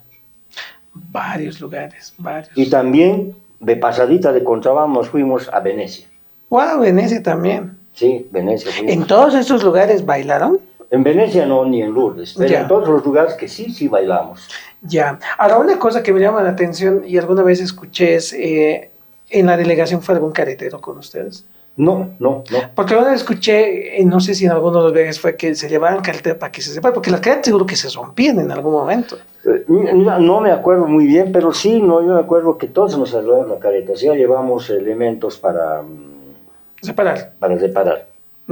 Ya, ya. O sea que este fue un viaje realmente emblemático. Ahora, de todos los viajes que has realizado, ¿cuál es ese sentimiento?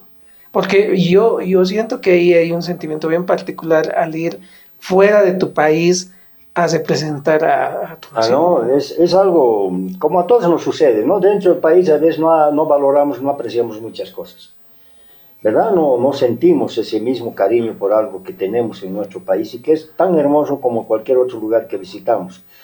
Eso es lo que despierta, y ese sentimiento de bolivianidad que en aquel entonces teníamos, de decir, esta es nuestra tierra, a esto representamos, aquí está nuestra bandera, aquí está nuestro escudo, ¿cierto?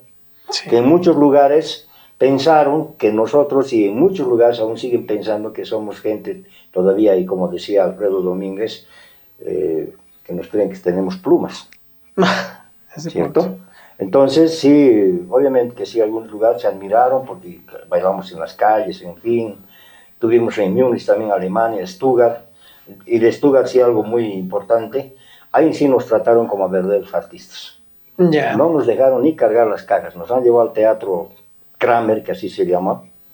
Un teatro inmenso, con un escenario giratorio, donde tenía comedores, lavandería, es decir, jardín donde el artista se puede desestresar, es decir, todo ahí, no había necesidad de salir, o sea, algo muy extraordinario. Ahora, yo la verdad he escuchado a muchos fraternos, y no solo fraternos, sino otras diabladas, que la diablada es la que más ha viajado, esta sensación, ¿no? Como ustedes, de tratarlos como artistas, pero ¿cuánto ha cambiado esto en el tiempo? ¿Realmente hoy en día se dan así las cosas, hay ese sentimiento, o es que ya no es No, así? lo que pasa es que en el tiempo, obviamente, y perdón con la si peco, es que lastimosamente por querer sobresalir en cuestiones similares, de cierta manera devaluaron el valor que tiene esta representación, que es lo que es la diablada. Ya. Y como decía antes también, y era muy conocido, que nos pagaban bolsa, es que algunas ya viajaron sin eso. Ya. O sea, prácticamente, como quien dice, yo viajo, así, no me... Entonces, de cierta manera, ahora es difícil, más bien hay que pagarse. Tanto es así que los últimos viajes hay que pagarse pasaje, hay que pagarse... A ver, lo único que nos ofrecen estadía, pero hay que pagarse pasaje. Ah. Lo que antes con la fraternidad no sucedía eso.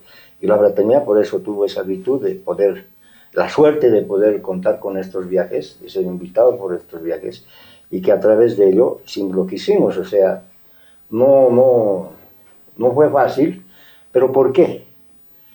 Por la importancia que tenía, y siempre la tiene en la danza, en lo artístico principalmente la fraternidad, y la trayectoria, el renombre ¿no? Por eso en algún momento yo dije que es una marca registrada, porque es fraternidad, o sea, no es algo, alguna vez también lo dije, es una verdadera institución. Hay muchas tradiciones, muchos aportes que ha hecho la fraternidad, pero a ver, pensando en un segundo momento, en una segunda parte de algún momento, ¿qué otros aspectos más convendría resaltar? Y más que todo, en este año que la fraternidad cumple 80 años, ¿qué más podríamos mencionar respecto a sus tradiciones, respecto a sus logros? Lo que, bueno, particularmente mi persona reclama es el reconocimiento. Ujú. ¿Por qué digo reconocimiento? Porque en este último tiempo nos estamos quejando de que en Chile, en Perú, se han apropiando de muchas características que tiene nuestra diablada, disfraz, música incluso en algunos casos.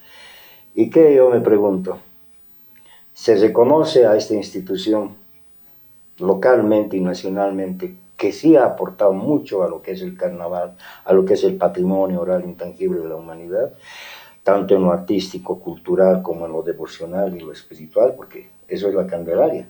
Claro. Entonces sí, eso ando reclamando, porque, y reclamamos, no solamente seguramente yo, pero el tema es eso, de que la fraternidad a través del tiempo, sí, hizo grandes aportes y lo sigue haciendo. ¿Por qué? Porque obviamente tuvimos la suerte de nacer con gente que conocía, o sea, tenía ansias de mostrar, de hacer mejores cosas por la diablada, por el carnaval. Tenía ideas desde la disciplina, la organización, todo aquello, y eso es lo que en realidad quisiéramos que trasunte y trasunta, y sigue a todos, ¿verdad?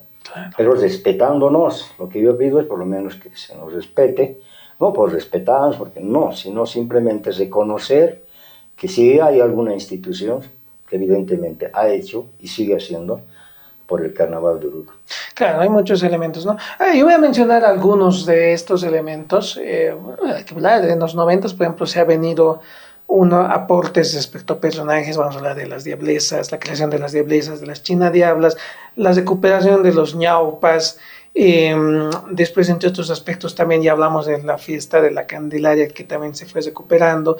Mencionamos el tema de las predilectas, que también se dio a partir de los 40.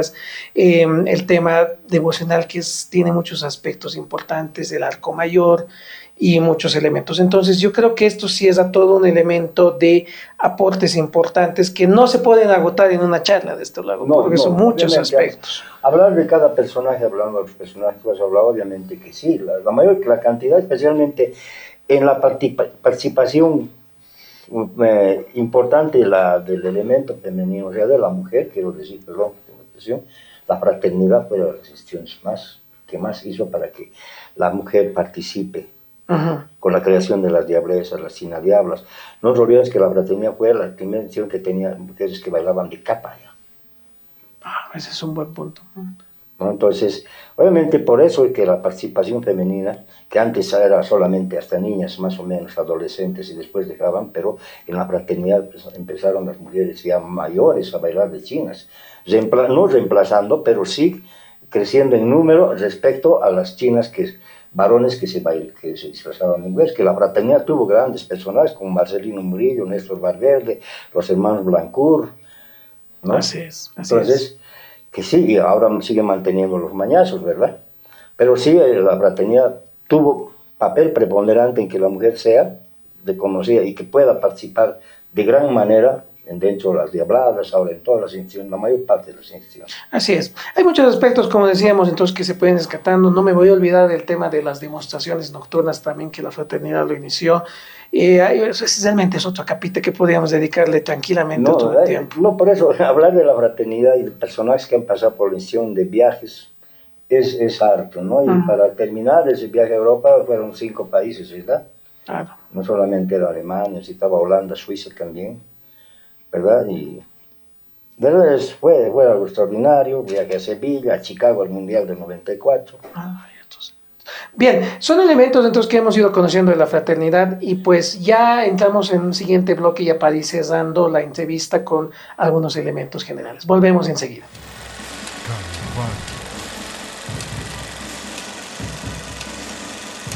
Bien, retornamos ya para entrar a la recta final de nuestra entrevista con don Roberto Illanes. Don Roberto, hablemos un poco ahora del carnaval en general. El carnaval se caracteriza por ser un espacio, como usted mismo lo ha señalado, lleno de ritualidades, lleno de tradiciones. En estos 50 años de baile, en su percepción, ¿cuánto ha cambiado esto? ¿Qué ritualidades han cambiado, tal vez desaparecido? ¿Cómo ha ido viendo usted la evolución de esta fiesta de la Virgen del Socavón? Bueno, dentro de lo que he podido percibir y vivir, y así también hemos escrito, es que ha crecido, digo, inconmensurablemente. Desde los años 70 que empezamos a bailar, ya hasta los principios de los años 2000 prácticamente ya era algo muy grande, en algún caso incontrolable incluso en su desarrollo, ¿cierto? En el carnaval, incluso en la organización, porque obviamente hasta los 70, no me equivoco, éramos 25 conjuntos con una membresía no tan grande como ahora es. Obviamente que ahora somos el doble, más de 50 conjuntos, 52 conjuntos exactamente, y con una membresía pues grande. Hay conjuntos que sobrepasan el millar de integrantes. Entonces imagínense de que si antes la entrada se podía realizar en una sola tarde, como sucedía, ¿cierto? Desde las 2, 3 de la tarde a las 6 ya estaban libres, y por eso la fraternidad podía hacer sus demostraciones a las 8 de la noche. Es que ahora eso es imposible. ¿Por qué? Porque obviamente ha crecido. El crecimiento vegetativo ha hecho que también los conjuntos se vayan incrementando. Y la participación también tanto local como nacional corporativamente. No nos olvidemos que muchas instituciones, pese a que el reglamento de la ACPO dice que no se aceptan de forma corporativa, de cierta manera, pero sí hay conjuntos que traen de forma corporativa, dicen filiales, ¿verdad? Y claro, eso ha hecho de que cada conjunto crezca y que el tiempo que se tenía después de una tarde, ya a horas de la mañana, que empezaba a las 11, ahora empiece a las 7 de la mañana y no termine como este año que ha pasado, el 2023, que la fraternidad llegó.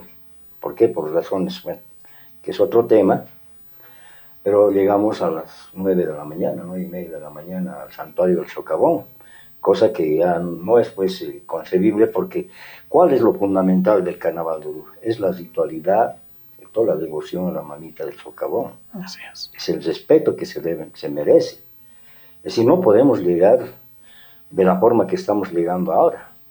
Y algo que también se ha perdido es cabalmente el respeto al danzarín. No nos olvidemos que el devoto danzante, así llamo, es el actor principal del carnaval. Sin devoto danzante no hubiera carnaval. ¿Y cómo se ha perdido ese respeto? ¿Por qué? Porque se lo trata como un espectáculo más. O sea, hay personas que vienen obviamente con ese deseo de conocer, de saber qué es el carnaval, por qué es tan famoso, en fin, pero a través de las horas, con el consumo de bebidas alcohólicas, piensan que ya bailamos porque tenemos que bailar para ellos. Claro. Cosa que no es así. Nosotros no bailamos para el público en sí, bailamos por la mamita, que evidentemente hacemos espectáculo y es apreciado, muy querido por muchos, cierto, pero acá lo fundamental es la ritualidad. Entonces eso está en cierta manera degradándose. El respeto, principalmente a la mamita, se está perdiendo, porque no nos olvidemos, no es que pese, sabemos que los inicios del carnaval es ancestral, es andino y demás cosas. Nadie desconoce eso, y menos un perro. Lo que sí reclamamos es que en estos últimos 100 o más años, el carnaval de Oruro es devocional. Se baila por una imagen. Por lo tanto, a lo mucho que hagan por distorsionar de cierta manera en este último tiempo, ¿cierto? De que no se baila para la mamita. Claro. Entonces, eso es lo que particularmente mi persona ha percibido, y no de ahora, y no solamente mi persona, sino muchas personas. Y por eso nos hemos atrevido ya hace tiempo, a principios de 2000, 2008, tengo un documento que se los voy a hacer llegar, que lo he presentado ya en muchos lugares, donde claramente hablo que ya hemos presentado. En principio... Es una propuesta, ¿no? Es una propuesta. A ver, brevemente, ¿en qué consiste la propuesta? La propuesta, básicamente, concretamente es dividir la entrada del carnaval en 2 días. Ya. ¿Por qué? Porque como decía hace rato, no alcanza ahí el tiempo. Y lo pongo gráficamente, es como decir y lo digo. Si antes, en 10 segundos, pasaban por una puerta 10 personas, ¿cómo pretendemos que por esa misma puerta en 10 segundos pasen 1000 personas? Claro. Es imposible. Difícil, si no imposible. Y eso es lo que está ocurriendo. Estamos pretendiendo terminar en un solo día, en horas, lo que antes una pequeña cantidad podía terminar, ahora una gran cantidad quiera terminar. Entonces, eso no es posible. Obviamente que he chocado con ciertas, porque siempre hay fundamentalismo, ¿cierto? Cuando uno no entiende de que dice, no, pero es que debería ser siempre sábado, que el sábado, sí, evidentemente, pero no nos olvidemos, y hace rato hablamos también, de que el sábado, ¿por qué el sábado? Porque el minero que decimos, que ha sido uno de los primeros en bailar, y hablaba en bailar, echarse a la mamita, no podía ser otro día que sea sábado. Entonces, ¿por qué no hacerlo un día viernes, que ahora es factible? Porque ya no es esa rigurosidad de antes que el patrón no dejaba, pues si no era su día libre no podía hacer nada, ¿cierto? Obviamente ahora hay posibilidades de hacerlo. ¿Por qué? Porque obviamente daríamos lugar a que todos llegáramos en orden y en horas convenientes a hacer nuestro saludo y cumplir nuestra promesa. Claro. Se configuraría todo eso, pero también te permitiría recuperar algunas tradiciones que se han ido perdiendo. Ese es uno de los, evidentemente en el documento están los justificativos, el porqué y lo que repercutiría en el aspecto cultural, turístico.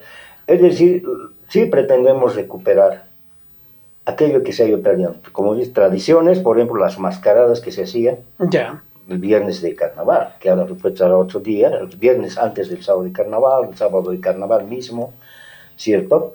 El saludo al alba, que es lo principal, fundamental. ¿Qué es? El saludo al alba, ¿qué significa?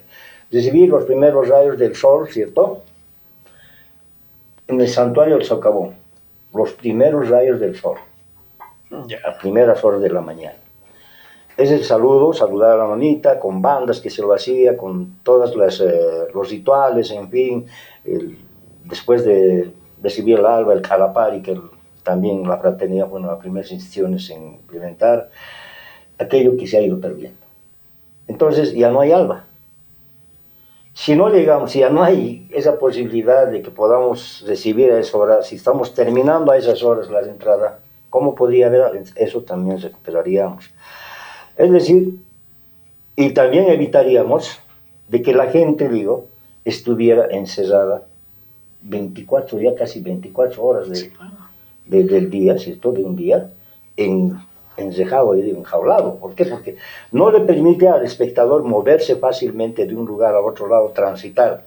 Entonces también eso prácticamente exploraría, haciendo de que la gente en la noche, ¿cierto?, haga turismo, visite lugares y pueda realmente pues hacer carnaval. Claro, claro. Y por otro lado, los conjuntos que han cumplido su parte ya devocional el viernes tengan la oportunidad de hacer sus demostraciones nocturnas. Como antes se hacía, ¿no? Como antes se hacía o como la fraternidad lo hacía. ¿Para qué? Para que la gente realmente los aprecie en gran cantidad. Miles de personas en la explanada de la 6 de agosto a ver 5 conjuntos bailando su especialidad. ¿Qué? Se podía mostrar, vender incluso espectáculo. Claro, claro. Entonces, y mostrarse, ¿verdad? Entonces, también se folclórico. Es decir, hay muchos beneficios y en el tema económico fundamentalmente. Claro. Claro, o sea, lo que don Roberto plantea entonces, una propuesta que puede ser tomada en cuenta para futuro ir mejorando el carnaval, que me parece muy importante.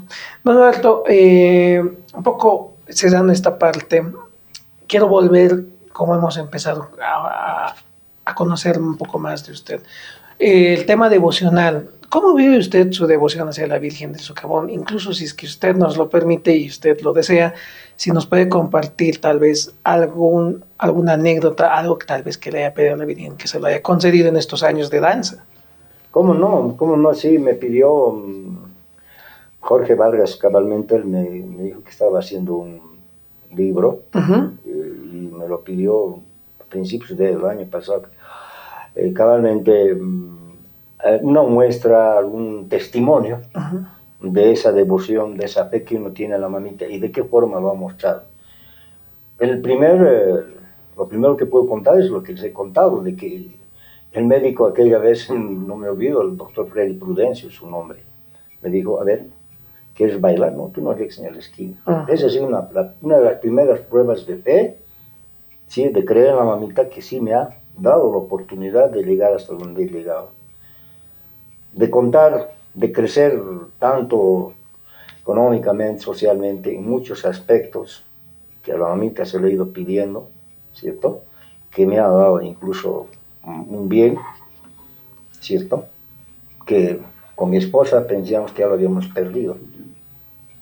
Tanto fue mi fe que le dije, no, si esto es nuestro, nuestro ha de ser. Ya. Y se cumplió.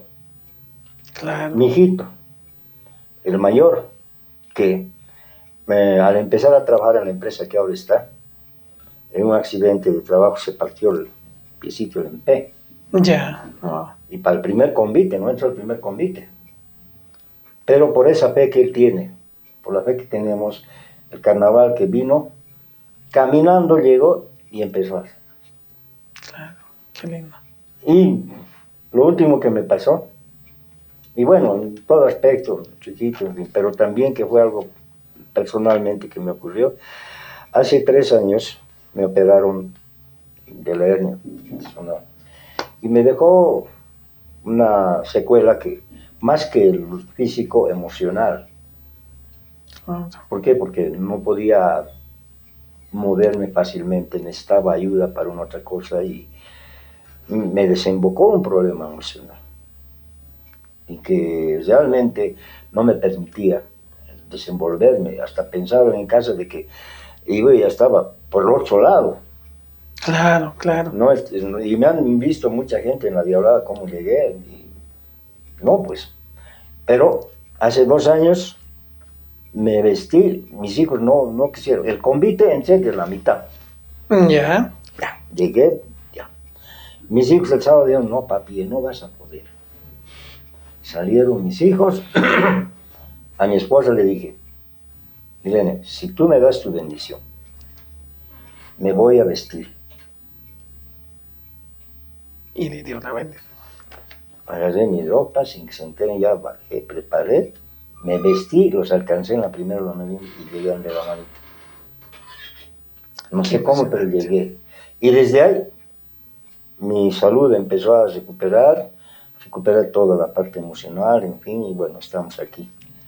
O sea, evidentemente hay muchos seguramente, y mis pequeños, siempre les digo también, ellos tendrán que contar mucho, mi esposa, en fin, porque cada uno íntimamente pide algo y nos pedimos. Claro. Qué lindo, don Roberto, realmente usted nos muestra de que la devoción a la Virgen tiene, por así decirlo, su retribución, ¿no? Porque cuando uno tiene fe se logran muchas cosas. Y en ese ámbito también, que si bien no es exactamente el devocional, ¿usted tiene alguna tradición en relación a su indumentaria? Hay muchas personas que chayan sus trajes o que hacen algo antes de partir, empezando por el hecho de la ñufla, por ejemplo, que hablábamos hace un momento. ¿Tiene usted alguna tradición particular, ya sea suya o de la familia? De alistar mis cosas hasta última hora. Ya. O sea, antes de salir un poco más sigue todavía. Sigo arreglando, ¿no? Sí, es algo tradicional, me parece, desde que empezaba a bailar, pero a margen de aquello no, sino más que todo imbuidos de esa fe, preparar lo mejor que se puede, ayudados en este caso ahora por mi esposa, que ya les dije es parte fundamental, y que ella nos ayuda, pero pensando siempre, ¿no? En la mamita de que, y hay algo que siempre digo, si me dejas llegar, voy a llegar. Por ahí me dicen, si siempre digo, o cuando me dicen, digo, ¿no? Vas a bailar, me dice, si ella me permite. Por ahí me va a decir también, hasta aquí llega este chato, y listo, hasta ahí nomás llegué. Entonces es algo que siempre repito, que si ella me deja bailar, bailaré. Si ella no dice hasta aquí, bien, también quedaré. ¿Por qué? Porque pienso que sí ha cumplido, no sé si he cumplido, pero creo que he llegado también a un punto en que, bueno, los años pesan también, pero que mientras la mamita me dé fuerza, sí. Tradicionalmente, preparándonos el carnaval, sí, es algo característico, por ejemplo, que el sábado de carnaval nos sirvamos una sopa liviana, Ajá. para los ensayos, algo muy tradicional en la familia. Claro. Que desde que empezaba a bailar el impulso y empezaron a bailar mis pequeñitos, dijimos, no podemos comer algo pesado, sino comeremos esto, y eso es algo Y tradicional. salen juntos de casa. Ah, sí, siempre, Ajá. siempre. Ajá. Solo la última vez que no me dejaron, que me dijeron, no puedes, pero después siempre con ellos algo. Claro. Claro, hay un... Y las fotitos de rigor, mi esposa la más afanada en sacarnos fotos, en sacar fotos del grupo, en fin. Es decir, sí, son cosas tradicionales en la familia y... Las cosas lindas que uno va viviendo, ¿no? Que solo no Sí. entiende. Y yo le agradezco, don Roberto, por compartir eso, porque es parte de la intimidad también, no siempre sale eso, pero creo que es un testimonio también que ayuda a entender a las personas por qué a veces ese, yo creo, apasionamiento al carnaval de Oruro, ¿no? Uno diría, si no lo vives, no sabes cómo es la No, cosa. por eso, alguna vez y siempre repito de que para hablar del carnaval por lo menos habría que haber bailado, saber lo que es el carnaval. Exactamente. Para hablar de diablada, habría que haber bailado una diablada, porque si no, yo entiendo y respeto mucho a los investigadores, a los que son dedicados a esto del folclore, en fin, pero Uh-huh.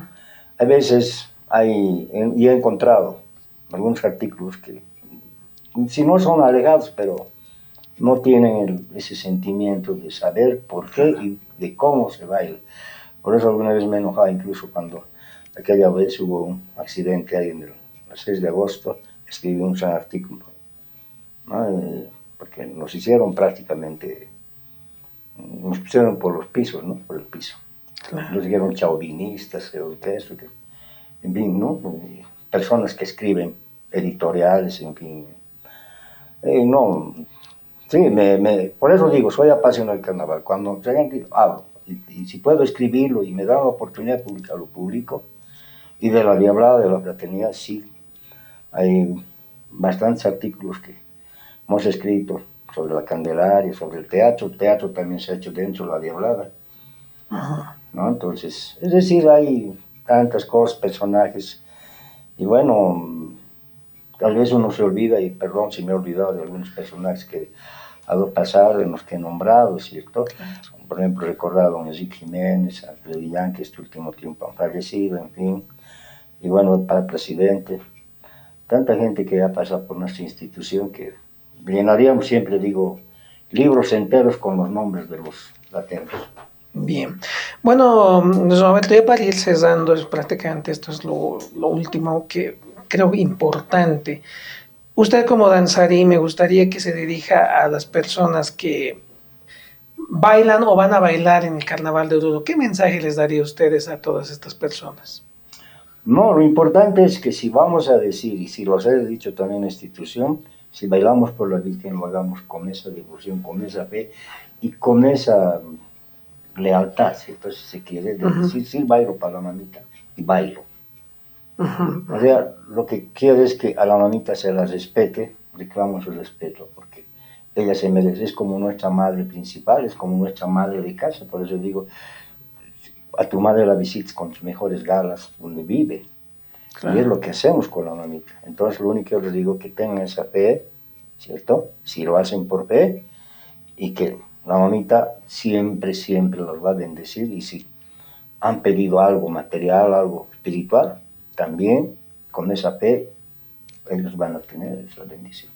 Bien, gracias don Roberto por compartir estas palabras y estos minutos con nosotros. Bueno, es don Roberto Illanes que nos ha contado mucho sobre sus vivencias, sobre la historia de la fraternidad artística y cultural La Diablada, una persona que es realmente un tesoro humano vivo, que va a dar y puede dar cuenta de toda o parte de la historia del Carnaval de Oruro y de sus tradiciones. Don Roberto, muchas gracias y estaremos en otra oportunidad siguiendo. No, el agradecido es mi persona y para hablar, si podemos hablar, siempre lo haremos. Muchas gracias, don Roberto. Y bueno, estamos en contacto para una próxima sesión. Muchas gracias por seguirnos. Nos vemos la próxima.